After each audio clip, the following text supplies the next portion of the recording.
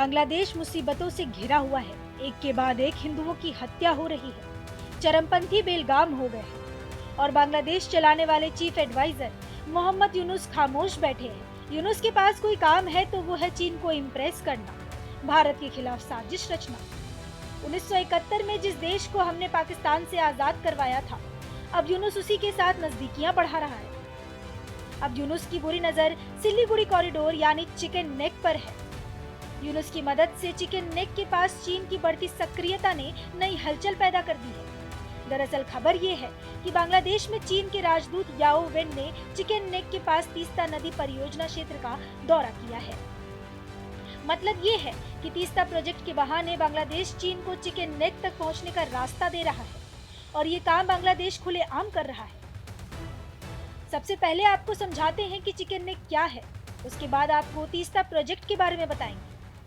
Chicken neck Siliguri corridor को कहा जाता है।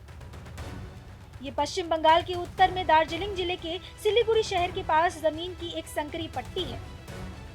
इस कॉरिडोर की चौड़ाई सबसे पतले हिस्से में केवल 20 से 22 किलोमीटर रह जाती है और ये इलाका अरुणाचल प्रदेश, असम, मणिपुर, मेघालय, मिजोरम, नागालैंड, त्रिपुरा और सिक्किम को भारत के बाकी हिस्सों से जोड़ता है।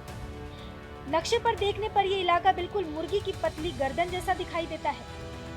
चारों तरफ से अंतर्राष्ट्रीय सीमाओं से घिरा होने और बेहद संकरा होने की वजह से इसे चिकन नेक कहा जाने लगा।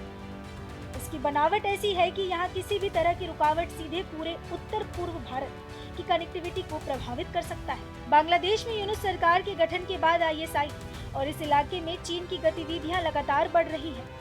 बांग्लादेश के कट्टरपंथी नेताओं ने भी चिकन नेक को लेकर भड़काऊ बयान दिए हैं। अब तीस्ता नदी की भारत और बांग्लादेश के बीच तीस्ता जल बंटवारे को लेकर दशकों से बातचीत चल रही है, लेकिन पश्चिम बंगाल सरकार की आपत्तियों के चलते अब तक कोई अंतिम समझौता नहीं हो सका है।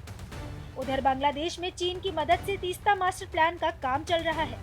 चीन राजदूत याओ वेन के दौरे को बांग्लादेश कनेक्टिविटी असेसमेंट से जुड़ा बताया जा रहा है और दावा कर रहा है कि चीन जल्द से जल्द तीस्ता मास्टर प्लान को लागू करना चाहता है, लेकिन बांग्लादेश की नीयत कुछ और है।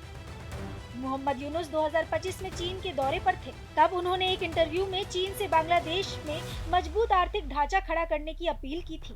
बांग्लादेश को उस इलाके में समुद्र का एकमात्र गार्जियन बताया था और भारत के पूर्वोत्तर को लैंडलॉक बताया था। ऐसे में सिलीगुड़ी कॉरिडोर के पास चीनी राजदूत का ये दौरा केवल एक तकनीकी निरीक्षण भर नहीं माना जा रहा, बल्कि इसे भारत बांग्लादेश चीन के त्रिकोणीय समीकरण में एक नई रणनीतिक चाल के रूप में देखा जा रहा है।